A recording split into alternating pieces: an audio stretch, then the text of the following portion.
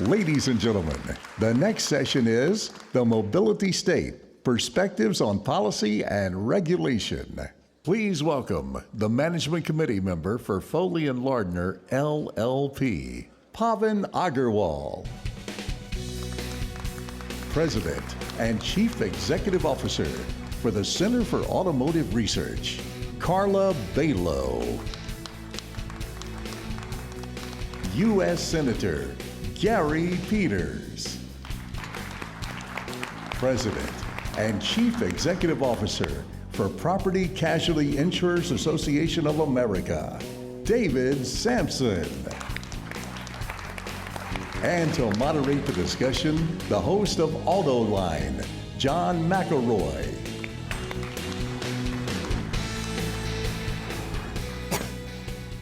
Well, good afternoon, everybody. We've got a great panel here. We're going to be talking about mobility, this whole move to mobility, and the disruption that it presents, not just for the automotive industry, not just for the state of Michigan, not just for the United States or the world in general, but really society. We've got 4 panelists, as I mentioned, that are going to be touching on this from a legal, from a technical and business, from a government, and from an insurance standpoint.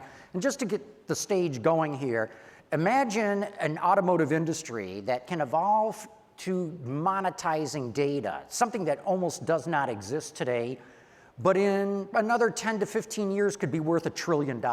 Imagine a world with 0 fatalities, 0 congestion, 0 emissions from automotive. But also imagine a world where we lose half of all our manufacturing capacity. Imagine a world in automotive where we lose tens of thousands of manufacturing jobs and driving jobs. So there's a lot of opportunity, there's a lot of threat, and that's what we're going to get into in today's panel discussion. Senator Peters, I want to start with you. What's your viewpoint of where we stand right now, especially as somebody who sits in the Senate? And I'll remind you, of course, that last September, the House of Representatives unanimously, listen to that, the House of Representatives unanimously enacted or passed a bill totally in favor of moving all this automated vehicle technology forward. So from the Senate standpoint, how do you see where we're going in that regard? Well, we're continuing to move forward. We did pass the AV START Act, which is one that I authored with Senator Thune, who's the chair of the Commerce Committee, and that passed unanimously out of Senate committee. Unfortunately, it isn't on the Senate floor yet, so that's been an issue. What I have found is that there are a lot of folks who had a lot of issues related to this very complex piece of legislation and kind of charting where the future is going to be for this wonderful new technology. And folks who had some issues, they tend to descend on the Senate. So that's what we're trying to work through right now. We're waiting to get a, no pun intended, a vehicle bill to move it through the Senate. Hopefully by the end of this summer would be our goal, but I can't tell you that for sure. What's the hang up in the Senate? I mean, if the House already passed it. Well, part of it is getting floor time. The Senate floor time is a scarce commodity, particularly when you have all of the nominations and other types of work that is done. So the other option in the Senate is to try to pass it with unanimous consent, and we've put that on the calendar for unanimous consent. But to get 100 senators to agree is not an easy thing, and we have a few folks who still have issues. We're trying to work those out. We're having very positive, constructive conversations with them. I believe there is a path for us to get there with unanimous consent. We aren't there yet. So the other option is just to get it on the floor, but it won't be a bill by itself because of the way floor time is, so we'll be attached to another bill. And there are a couple of options that we're looking at to hopefully move it in the next few weeks, certainly by the end of the year. Okay, I just wanted to get to that point. Now, where do you think that we stand as a state, Michigan, as we move into this world of mobility? How prepared are we? What more do we need to work on?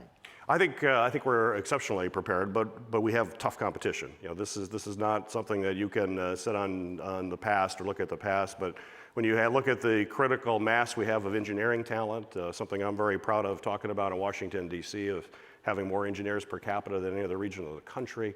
I mean, that's a big deal. We know how to manufacture things, but we've got folks in Pittsburgh and in Austin and Boston and Silicon Valley.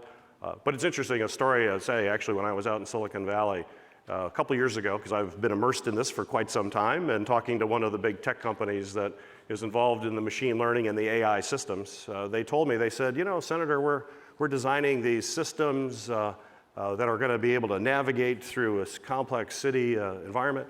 And we thought, you know, maybe we should just make the cars too. And then we went to Detroit. And then we went to an auto factory and we said, wow, that's a really pretty complicated business. It's like, yes, it is. So they realized we have to partner with Detroit Autos, our domestic autos. Obviously, we have to partner with folks in Silicon Valley, but everybody wants to be around where you actually make stuff. You know, that's as you're doing the design and development, you got to be part of that manufacturing process. And that gives us a significant advantage over other areas of the country. And you're already seeing that with Google and Waymo, or related to Google. You've got NVIDIA, you've got Cisco, you've got Microsoft, all of them moving operations into Michigan. So that shows that we're building that critical mass. And I think things like the American Center for Mobility and M-City, where you can test this, you can get them out on the road, you have manufacturing. You've got these synergies that really put us at a great position. But we are also facing tough competition from the Chinese, from the Europeans. It's a bigger issue. Pavan, how do you see it? How's Michigan ready? Especially, you represent the legal standpoint on this panel discussion. Yeah, I am a lawyer, so I apologize for that. But we'll put that aside for a few minutes. But no, it's clearly there's an embraced collaboration that's going on between companies headquartered in Michigan and throughout the United States, and frankly throughout the world. And it has to be that way. You mentioned AI, Senator, and AI is a space where for traditional auto industry isn't as familiar, but there's a tremendous number of companies, both in the US and around the world, that are really pushing the ball forward, really pushing the envelope, and that's why you see, if you will, embraced collaboration. You've got to worry about who's ultimately responsible for the technology. That is from a standpoint of making sure it works. Who's responsible for that technology when somebody else comes saying, hey, you took my technology, away from me. But be that as it may, I think that idea of embraced collaboration is definitely the right one. Mm-hmm. Carla, your viewpoints on it, especially how's the state shaping up? Yeah, pretty much when we look at the whole world, we're looking at the whole world's capability. The U.S. has been leading the way for a long, long time, especially in the area of autonomous connected vehicles. We clearly have the largest number of proving grounds and facilities that exist to do this kind of work. We also have the core competencies of the automakers as well as the startups in Silicon Valley. When you look at it from a full global perspective of all of the future of auto, electrification is probably heading towards the Chinese now, and all automakers are global. So when you think about the standards that need to be created, it's not going to just be a state by state, even though many states are opening their doors to allow that to happen. It has to be thought of as a global product, and certain things need to be tested at a global level. So we have to keep that in mind, and those collaborations, not only within the 50 contiguous states, but some of the relationships that Michigan is working as well with the other countries are going to be vital, so that we can solve all of the little issues and do all of the development that needs to be done in order to put these products on the road in a safe manner. David, your thoughts? Well, first of all, I would say I think Michigan is very well positioned. As an outsider, I kind of take at least a national look, and I think you're speaking as a Texan here, right? Yeah, I'm speaking as a Texan, but I have a national responsibility. So, because of the industry cluster, the expertise that exists here, the attention of the governmental leadership, I think Michigan is very well positioned. I would just point out that mobility in Michigan and the insurance industry have had a symbiotic relationship for over 100 years. I mean, they really have grown up together, and as products have evolved and changed and been widely deployed, the insurance industry, the automotive insurance industry has grown and innovated as well. And I think that relationship will continue.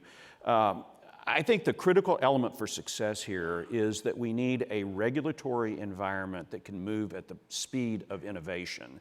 And that's a real challenge. It's an impossibility. I'm sorry? I believe it's an impossibility. Well, it's going to have to. If this is going to reach its potential, then it's going to have to change Well, because here's why I say that. NHTSA will tell you it takes 6 to 8 years to write a rule that goes in the books. FMVSS, Federal Motor Vehicle Safety Standard. 6 to 8 years.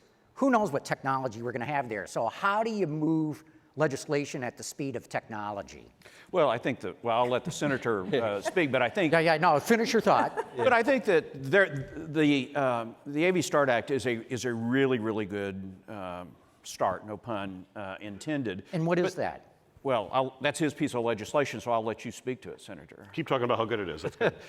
Well, one of the best parts of that, I'll let him talk about the regulatory structure, but one of the elements of that I think is critical is it calls for a federal advisory committee to work with NHTSA and the other federal agencies that brings the automotive industry together, the insurance industry together, and other critical players so that everyone's around the table at the same time while this process is moving forward.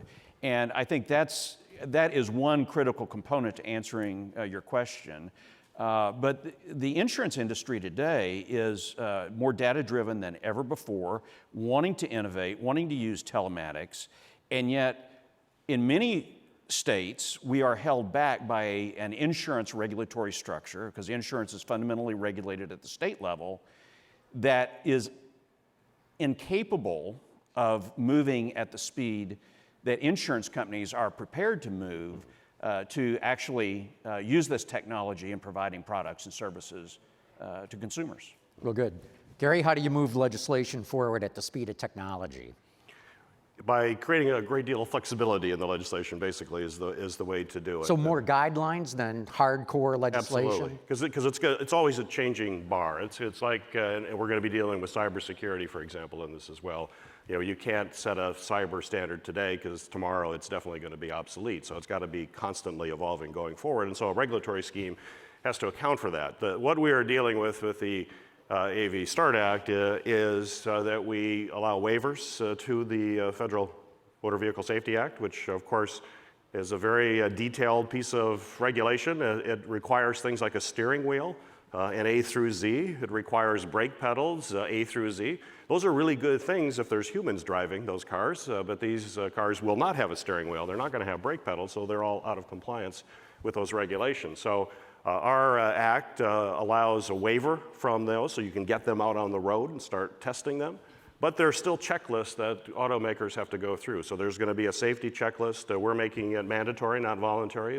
There's voluntary standards right now. We don't think that's right. We should have mandatory reporting so that companies are thinking about all of the aspects of safety before they put that car out. Certainly the automakers want to have that. They want to make sure that everybody who's testing these vehicles is really ready for prime time to get them out.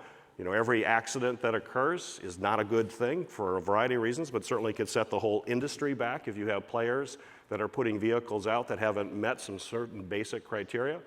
And then at that point, as they get out, you collect more data. And you can refine those regulations, which will take several years, but you need to have a database going forward. And I actually think that this legislation that we are moving through is a model not just for self-driving cars, it's a model for all of the technologies across the board. I mean, we're living in an incredibly exciting time, from synthetic biology to nanobots to additive manufacturing. You know, innovation is going like this, and public policy is on its normal course, which is like that, snail pace. So, you know, that's not a good model. So you've got to create the flexibility to let it go, but also understand we've got to make sure we're dealing with some of the safety issues. But that means we will get to that regulation, but understand you can't get it right out of the box. That's not going to happen. Pavan, how's that going to play out legally? Guidelines, exemptions, that sort of thing? Yeah, no, I think it can be a very helpful approach because, as we see, the law takes some time to catch up to the technology. And as long as you have something that's flexible, allows you to interact with each other and interact with companies in a way that you can sort of see where you have to be regulatory-wise, but you're not going to slow down what really is, you know, a tremendous technology that's just going to change the way a car is and the way that we transport. Then that's very helpful, both from a regulatory standpoint. It allows us as attorneys to help facilitate our clients' needs to collaborate with other companies and sort of know that the investments that they're making are going to be meaningful and they're not going to get the knees cut out from under them. And then also, looking at the technology, see that it's worth spending the time to protect it, and then spending the time to build, vehicles and products around it. So I think there's opportunity here to do some regulatory triage. You identify those areas where you allow a lot of flexibility based on testing, and then there are other areas like the crash protection standards that you referenced that you want to make sure those are mandatory, that those are preserved. And so I think if you do some regulatory triage here, you can get there. Yeah. And the key is, we don't know what we don't know. So as we continue to learn more through testing, through validation, through some of the guidelines that are established, we can begin to cement in and put some clarity into really, what should the redundancy in systems be? How much testing is enough? Because no one knows. And if we try to over-regulate and put too many controls on it today, it will simply hamper those discoveries. But it needs to be done safely, which brings us to a lot of the contained testing that fortunately our state has a lot of opportunity to drive more of the contained, do the research in a safe environment, figure out what the guidelines need to be, then go out and do a lot of work on the public roads. And that's what's really great, because Michigan, obviously being, the birthplace, if you will, of the auto industry, the tremendous amount of know-how that really exists among the collaboration in the state, and allows you to move that ball forward much faster. Tech companies are extremely smart. They can do that slice, but what they can't do as well that you can have an auto OEM do is bring it all together, test it in a safe environment, but balance that by knowing that the technology is here and it's going to move forward that much faster. So I was going to say, the other question here is, so what is the standard for safety? Must the technology be as safe as the current distracted driver, or is it a zero tolerance? Which is really a big question, because today's cars are safer than ever before because of the crash avoidance technology and everything. And yet we're seeing, for the first time in 50 years, a reversal in highway fatalities. And it's because the human element, even though cars are safer,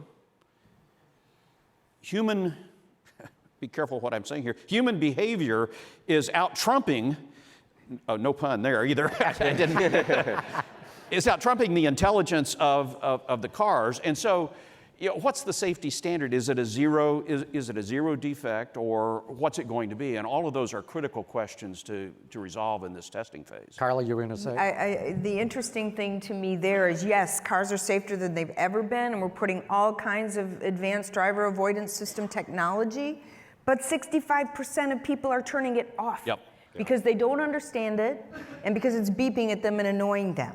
So we need to do a better job with having the public understand the technology that's there to protect them, but still you have the human brain, and that's a crapshoot. And 94% of the problems come from that human brain error. Yeah, and I just pick up on that, because we're in a kind of the real dangerous phase of getting to the level 4 and 5, which are the fully automated cars. Is that there's limitations to what these automobiles can do, and yet, to your point, Carla, is that a human being will think, well, I can just sit back and relax. I don't have to be situationally aware. There's all sorts of mechanisms that are being put in place now to try to wake you up or shake the wheel or whatever it may be that you have to take control. So part of our legislation, actually, is that we're really making sure, and we'll push aggressively, that manufacturers are doing everything they can to educate their customers as to what this car can and what it can't do. You have to have full disclosure. Some of the accidents that we've seen with one manufacturer, people thought it could do a whole lot more than it really could, and they found out the hard way that that's not the case. And your point about having this zero tolerance, we have to get close to that in the early stages, because of consumer acceptance is still like, I don't know, I don't want, most of us I don't want to get in a car and have it, drive itself. And I know when you talk about autonomous cars, I know that's been tested. Folks really are afraid of autonomous cars because it sounds like you just get in the car and it takes you where it wants to go, you know, and no one wants that. So self-driving is a much friendlier term, but even with a friendlier term of self-driving, people are not used to giving up that kind of control. So when you do see an accident, we had one recently, that gets big national attention. What didn't get attention was that a whole lot more people died that day on the highways. And you know, 94% of all of the accidents are human error, and close to 40,000 people are dying on our highways, and hundreds of thousands of people have debilitating injuries. I mean, that's really, when you put it in those terms, there's carnage on our highways that we've seemed to accept. This is a way to really reduce that in a significant way. There'll still be accidents. You can't have zero tolerance. But this is literally going to save tens of thousands of lives. But we have to get through this stage where people are building confidence before we get to the fully self-driving level 4 and 5, and that's what I worry about. Yeah, I want to just interject here that the Society of Automotive Engineers did a very interesting study where they took some autonomous cars down to the state of Florida, and they brought in members of the public to go around and see what they thought of them. They did a pre-interview and asked them, what do you think of autonomous cars? 80% of them very leery about getting into it. After they drove around in these autonomous cars, they did a post-survey. They found that 85% of them said they feel safe enough to put their kids in and let them go to school. So a lot of it's just education, exposure, and experience. Right. And Florida is a state that could really use this technology because it is always, we track this on a quarterly basis, and over the last 2 years, Florida has had the worst increase in frequency and severity of auto accidents. It's always in the top 10 states with the worst trends. Well, you know, demographics drive so much of it, and that's one thing that we got to be careful of about this rising accident rate. The population of the U.S. continues to grow. The car population continues to grow. You know, right now in 2018, there are 40 million more people living in the United States than there were in the year 2000. You know, we have something like 275 million vehicles in the United States right now. That's about 15 million more than there was just a decade ago. So we got to make sure that we're not confusing population and auto park growth with a rising rate of accidents just in and of itself. But I just throw that in. David, I want to come back to you. There's a sense that the insurance industry is really in deep trouble as this technology moves forward. When you have, even before we get to full autonomy, this whole concept of ADAS, Advanced Driver Assistance Systems, automated emergency braking and that sort of thing. What's the insurance industry think about this technology coming? Well, first of all, the insurance industry has been promoting auto and highway safety for many, many years. We founded the Insurance Institute for Highway Safety well over 50 years ago and continue to fund that. I sit on the board of the Institute. And so we are all for anything that can make the roads, cars safer, reduce frequency and severity of accidents.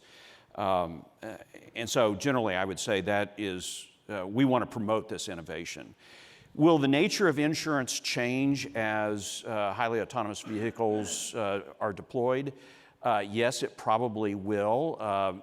More of it may go toward commercial policies as opposed to personal lines policies. If you listen to the vision that Don outlined just a little bit ago about mobility on demand, and insurance companies are thinking of this in real time right along with the auto manufacturers. So the nature of the insurance products will change, but there are always going to be accidents, and people are always going to need to have insurance. There will still be storm damage and all of the kinds of things that need to be insured in addition to accidents. And so I'm very optimistic that the insurance industry is going to be able to adapt and innovate right along with the mobility changes in the country. Some people have talked about the car companies may have to self-insure, that otherwise they're not going to be able to afford it. What are your thoughts on that? Well, I think that different companies will have different models on that. I think that that's certainly one of the things that I've discussed with certain OEMs.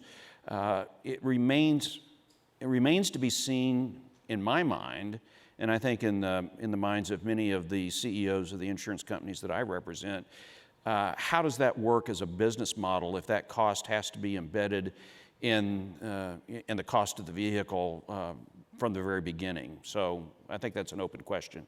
And for some of us that deal in the space, what's really interesting is that because the nature of the car is changing from what's traditionally purely mechanical, electromechanical, to say 50% of it is mechanical, but that much more is going to be hardware and more software that you update all the time. We're advising clients related to cybersecurity, related to insurance, who ultimately owns this, who's responsible when the car updates, because traditional cars, as you know, platforms take 5 to 6 years from start to actually put into the market, and now we can update our car tomorrow. Some of our cars are being updated, sitting out there, maybe not in this island, but sitting out there right now. And so, we've got a lot of these kinds of legal issues that we've got to deal with, that companies have to deal with, and I think that sort of falls along the lines of the insurance industry. We're going to see a fundamental paradigm shift, because while vehicle characteristics have always been a part of the underwriting criteria for insurance, fundamentally, the industry has underwritten the driver and the driver's behavior. And now, as that shifts, insurance is going to be fundamentally underwritten on the basis of the technology platform and the updates. Yeah, and I'd like to pick up on that because I think it's a very important point. As it goes back to our discussion of regulations keeping up with kind of the changes and how do you keep raising the bar, that's where the insurance industry, and you mentioned it, will play such an important role. Because if you're just insuring driver error, that's pretty hard to have any kind of control. That's just basically a actuarial kind of function, because we know that's innate in human behavior. But when you're actually ensuring best practices of a technology, the market mechanism will be incredibly powerful. That whoever is going to have that liability, that manufacturer, that computer provider, whatever it may be, the software provider, you'll be able to drive that much quicker and much more responsive way than regulation. So that's kind of brought back to this model of how do you create flexibility. You have the government involved in protecting highways, but I think you're going to see insurance playing an even bigger role in mitigating risk, which is their business. That's what they do. So I think it's a very positive one. And it's going to be very hard in states that require insurance companies to file rate and forms, and it takes 6 to 8 months to a year to get those approved. When you're looking at the kind of deployment of technology, that's why I'm saying there's a mismatch. Right. And we're going to have to address the regulatory system. Right, with that. But a lot of it will be driven by the market itself as well. That is by business contracts, the determination of who's going to be responsible. Is it going to be the company that developed the software, that went into the base chip, that went into the GPS system, that ultimately went into the car? Or is it going to be the automaker? Or is it going to be simply the purchaser? And what are the standards for, as you said, is it zero tolerance? Unfortunately, I think zero tolerance is a great goal, but if we required it, then the entire change stops. So what's going to happen, Pavan? How do you see it going? Is it going to, I think everyone who had anything to do with an autonomous system is going to be liable. That's my opinion, but you're the legal expert. What do you think? It depends who I'm representing. No, I apologize. I like that answer. There's just so A good lawyer. Yeah, good lawyer. I don't represent any of my partners in this. Any jokes or bad jokes are just mine. But I think a lot of it ends up through contracts. Yeah, I think that the government will have some level of regulation that's in there that will set certain standards. And if you breach those standards, then the company that breached them will be liable. On the other hand, I think through private party agreements, determination of indemnification or of ownership of technology and responsibility. And the fact is some companies will simply step up because their entire company rides on the advancement of that technology and its acceptance in the marketplace. How do you indemnify a company that came up with some piece of technology or software that maybe failed or contributed or is even a part of something that failed and stand clear and free in a court of law? How do you do that? Yeah, well, that's where sometimes, if you say there's the legal side and then there's the business side of what happens, still at the end of the day, automotive OEMs have a tremendous amount of business power, if you will, and sort of business know-how, and they're able to ultimately get the relationship and ensure that the company that develops some of that technology will stand up to it. But you're right, what's different now, I think, is technology companies, when you go out to Silicon Valley, and I'm just talking, say, some pure high-tech company, because obviously so many even are here as well, they see it differently. It's a different mindset. This idea that, oh, I did this, so I'm responsible, not always the case. You know, the contracts are written differently, and there's some willingness to just go ahead and let the business relationship go. Silicon Valley companies have never been sued like automotive companies have. I think they're about to go through a rude awakening of what it's like to do business in the automotive industry. And John, I think you're 100% correct. When something happens, everybody's going to get sued. And then it's going to be figured out, and we're going to learn from it. But that's, I'm not going to say okay for big, large companies like a General Motors, a Toyota, a Volkswagen, but for some small startup, it would kill them. Is that what's going to happen? Well, I think the other question that has to be answered, and nobody can answer it today, is how good is good enough? So even the smallest companies are going to have to validate to some level, whatever we decide that level is. And does that mean it has to be as good as a human driver today? And how do we measure that? Because we have drivers all over the map, right? So, or does it have to be better? And if so, how much better? So these are the things that I really think working collaboratively with the agencies and the automakers to learn and decide what those are. Also learning from other industries like the aviation industry, where they've had, you know, fly-by-wire for some time and autopilot for some time. The problem with duplicating what they've done is their drivers are much better trained than automobile drivers are. So we have to be careful about copy and pasting, but we can learn from other industries that have already done it. And then determining what that bar is, what that standard needs to be, and regardless what kind of product and how large your company is, you have to meet that standard. Why can't we have some sort of computer program that says, okay, before you can put an autonomous car on the road, you got to plug your autonomous system into this computer that's going to run it through a battery of tests. And as long as you avoid these accidents, simulated accidents that we throw at you, your system's probably safe enough to put on the road right now. Oh, I think there's a tremendous amount of testing already being done. So, you know, whether it's in a supercomputer, AI. No. What I'm getting at here, yeah, Pavan, is that, you know, look at the accidents that Tesla's had. Look at the accidents that Uber has had. Mm-hmm. We should have run those systems through a battery of tests and said yay or nay as to whether they can operate on the road. You're right, yeah, there's a lot of testing done, but I think we're seeing some companies cut corners in a race to be first to the market, maybe in a race to juice their stock price. Go ahead, Gary. Which is why we need the AV Start Act, is that right now you can get these waivers and have a limited number of cars and put them out on the road that have not gone through those kinds of safety checks. So the accidents we've had has not been under the regulatory framework we have in our legislation. We think it's necessary to have that. It has to be mandatory. Now the trade-off we have is we allow car companies to produce a lot more vehicles once they meet those criteria. Right now it's only 2,500 without any kind of oversight. That's good for testing, but not good for putting into production. And Ford wants to put out, you know, tens of thousands of cars. You need some certainty as to what that is. But that's part of what we're aiming to do with AV Start, is to make sure you don't have these small startup companies that are putting automobiles out that aren't ready, that get into an accident, because the consumer blowback on a series of accidents, we've already seen some with the ones we've seen. If you had another major accident, or you can imagine a truck that's self-driving that plows into a minivan with a family, the consumer outrage will be extreme.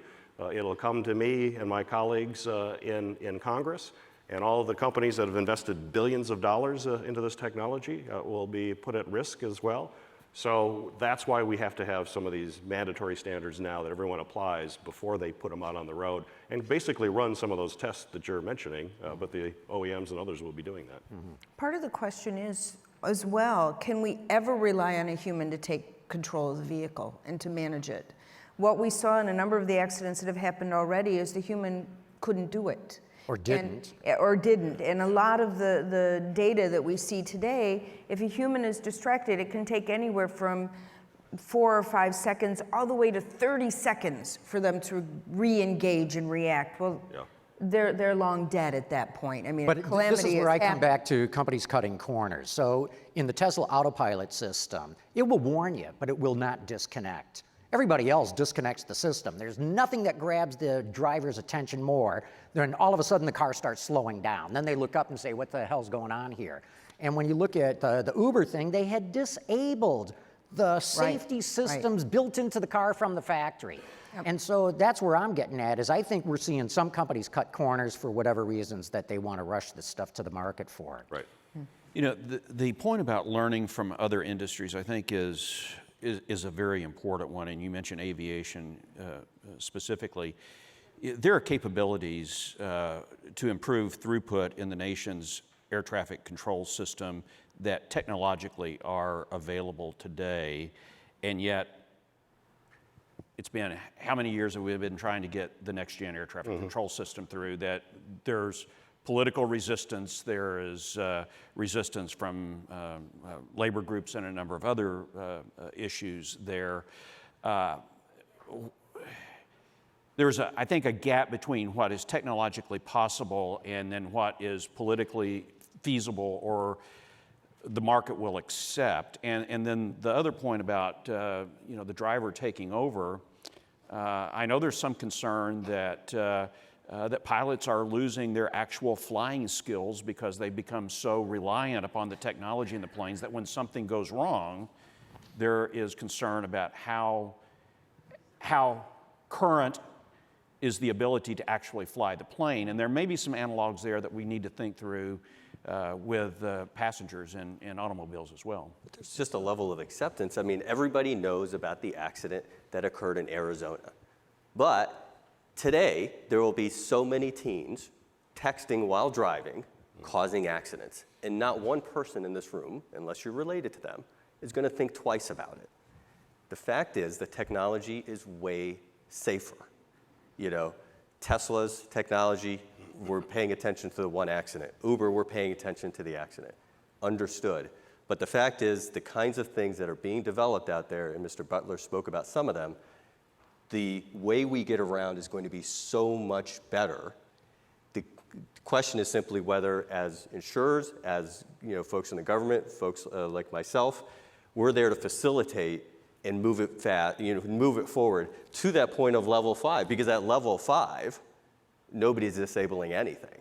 You know, there's nothing. You do nothing but sit there, and now you can text and sit. Yeah, well, it's interesting, you know, Waymo, the spinoff from Google, and the Ford Motor Company have said, we're not doing level 3, level 4. The handoff to the driver scares the hell out of us. Extremely dangerous. We're going straight to level 5. Right. And I wonder if that's not the way that the industry will go. But it comes back to this moral dilemma. I think, David, you might have been the one that raised it. How good is good? Are we going to let really, really good be the enemy of perfect? And this is one of my concerns right now is, and we're hearing it a lot from the safety advocates, they want this system to be perfect before it's deployed. And I'm saying, in the meantime, we slaughter tens of thousands of people. So how can we tolerate this mass carnage waiting for these systems to be perfect? And guess what? They're never going to be perfect. Gary? Well, and that's, you asked some of the things that are slowing down the legislation. It is. We have safety groups who are very concerned, and we appreciate all the great work that they do, but they keep setting the goalposts, keep moving through that, and that's part of that political process. And I say the same thing to them. I understand where you're trying to go, and I want to figure out ways to make that happen. But every month, every year that goes by, there's tens of thousands of people who are dying that we could very well save. You've got to look at the safety picture in a much more comprehensive way. People a lot smarter than me are thinking about this, I'm sure, but I think the answer is a rigorous testing program in controlled circumstances that then you move to real life roads on a ring-fenced basis with certain applications. And I think generationally there's going to be a greater acceptance as that demonstrates its real-life capabilities on the streets. And my guess is that this will be deployed more in the commercial space originally than the personal lines space.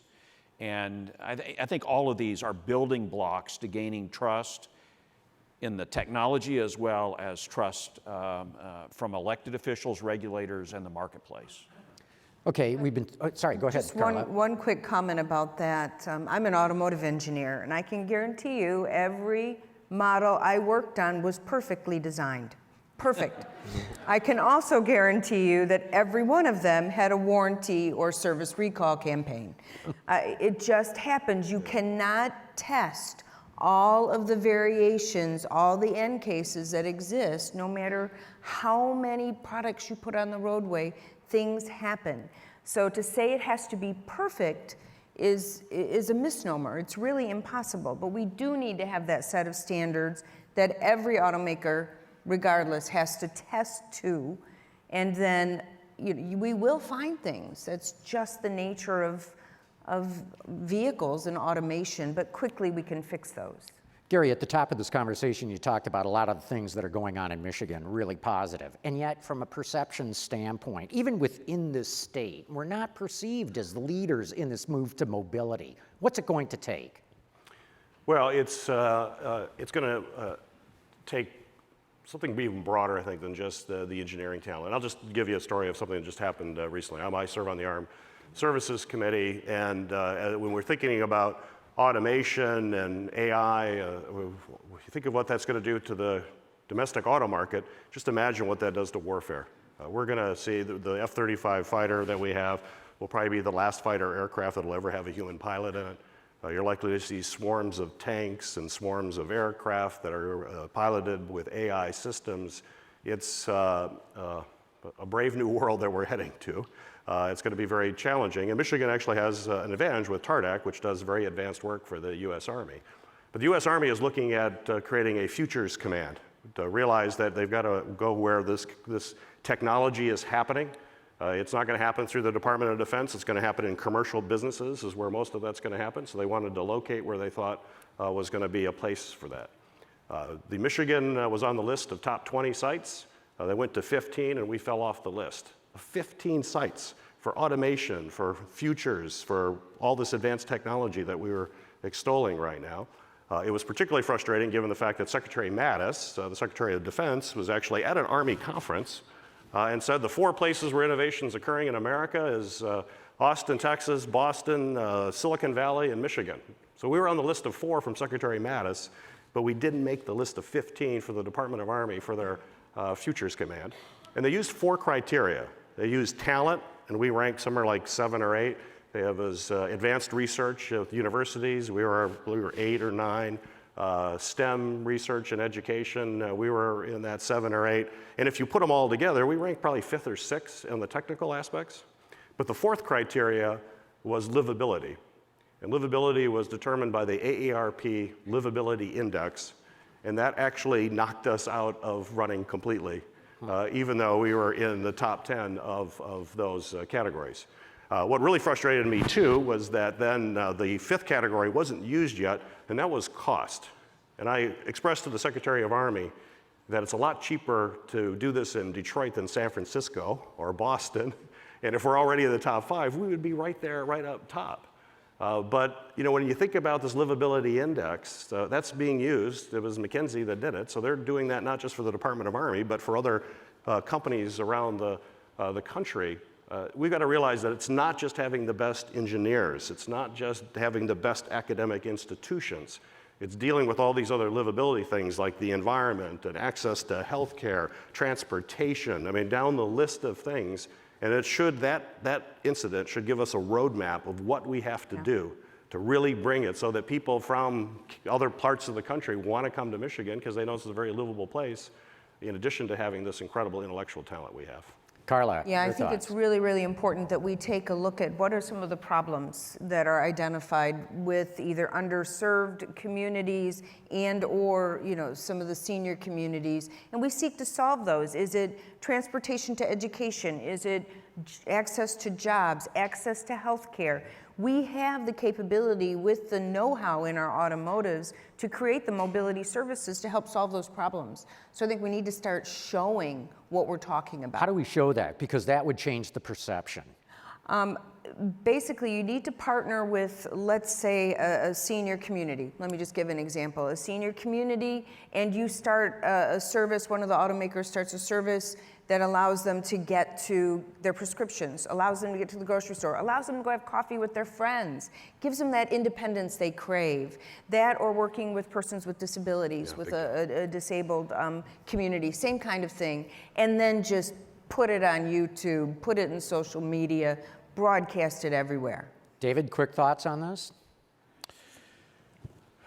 Well, it sounds to me like the Secretary of the Army had a grudge against the Marine General. But no, I mean, look, I think that having had responsibility for economic development in the state of Texas and working with these corporate site selectors, it's always been very, very frustrating to me, some of the criteria that are used that seem to me to be very artificial. I mean, from an outside observer,